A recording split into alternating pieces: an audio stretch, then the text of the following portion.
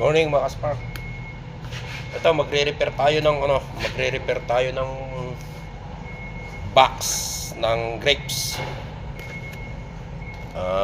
Kasi ano siya, may leak na naman daw. Tapos ito i-strip natin, gagamitan natin ng acetylene.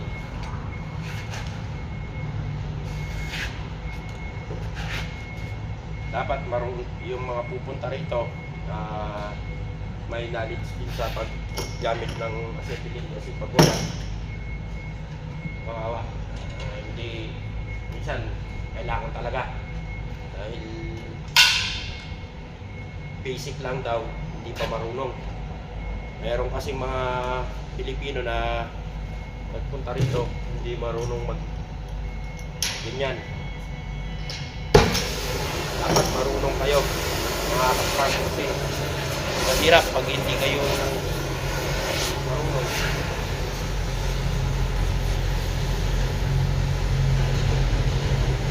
Dahil may kakatigil gagawin yun. Minsan kasi hindi maano ng automatic, ganito lang manual. Ito, straight natin.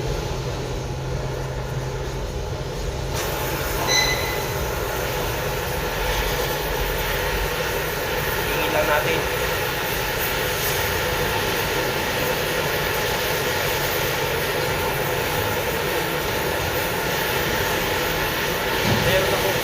Meron akong kasamahan dito mga kaspark, kumbaga parang nilait-lait niya ako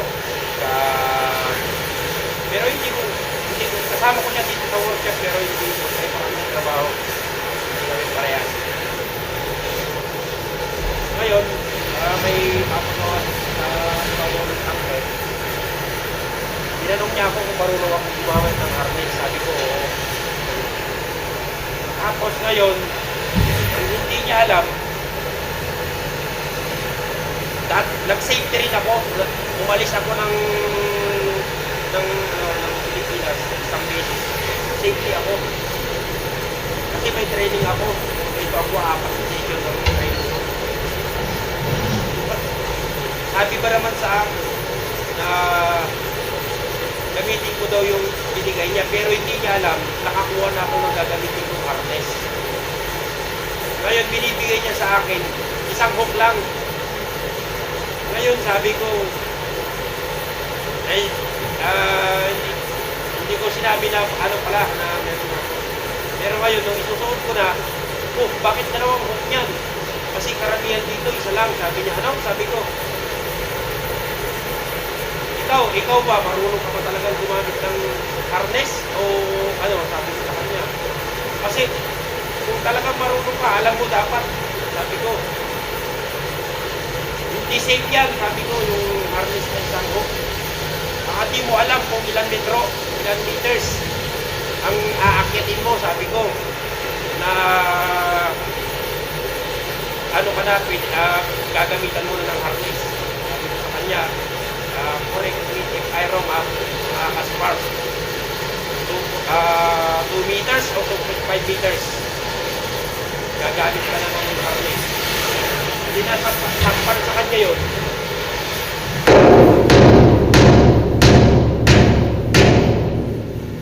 Sakpan sa kanya yun dahil nung inano ko yun, hindi siya nakaimik. Sabi ko, baka di mo alam, sabi ko.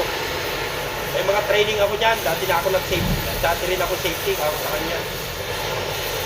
Eh siya, wala naman siyang skill. Kaya lang, mahirap kasi yung konting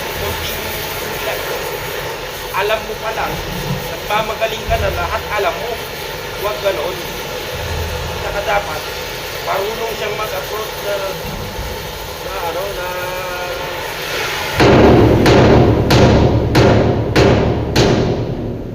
marunong siya dapat mag-approach yung tao na hindi niya alam eh. Veterano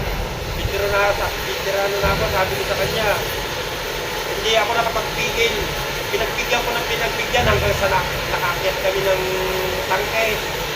Dapat sabihin ba, paulit-ulit naman ang ginagawa niya sa akin. Hindi, binira ko siya. Sabi ko, huwag ka masyadong sabi ko sa kanya, huwag ka masyadong magpagaling ka ako. Dahil konti pa lang nalalaman mo, magaling ka na. Ni harness ka, di mo alam kung paano kung ilan ang hook niya talaga eh.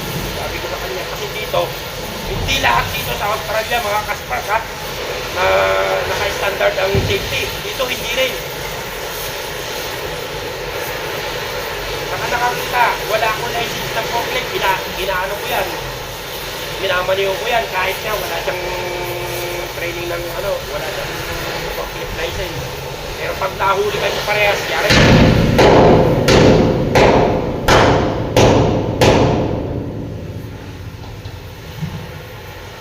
Saka sisinuhin nyo mga kaspark, yung mga pag-aanuan nyo kasi mahirap na. Baka ang ulat ko rin mainitin ang ulo. Buti nakapagpasensya pa ako sa kanya. Pero malapit. Kasi nabubuisit din sa kanya yung dalawang Pilipino rito eh. Sila ang way kung bakit sila nakapasok dito tapos gaganon niya. Hindi naman totally magaling. Ganun ang gagawin. Dahil sa akin ginagawa. Kaya minsan hindi tayo makakapagbigil. Sasagutin natin siya ng ayos.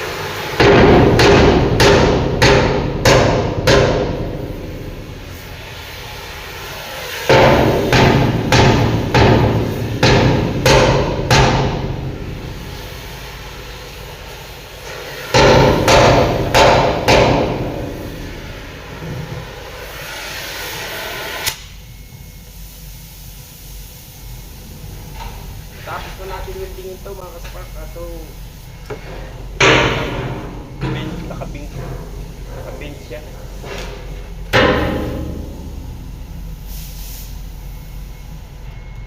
Naka-bench kaya kailangan natin yung straight. Kaya sa mga magpupunta rito mga kaspark ha, lagi nyo tandaan, dalihin ang pasensya, laging ibulsa, tsaka sinuhin nyo kung yung tao na aanuhin nyo yung pagsasabihan nyo ng mga ganong bagay na marunong ka bang ganito, basta alam nyo na yon mga kaspark. Kasi marami dito, karamihan dito na Pilipino dito sa Australia, yung mga nauna sa company, ibang ugali. Pero tayo, hindi tayo ganun. Lagi nyo tandaan yan. Hindi tayo ganun. Magtuturo tayo hanggat kaya natin. Pero siya, wala. Wala akong dapat anuhin sa kanya. Wala akong dapat matutunan sa kanya. Wala akong dapat iano sa kanya dahil pumunta ako dito, nag-iisa ako. Hindi niya alam, mas malawak ang idea ko sa kanya. Kaya hanggang dito na lang mga kaspark ang ating video. See you next vlog. See ya!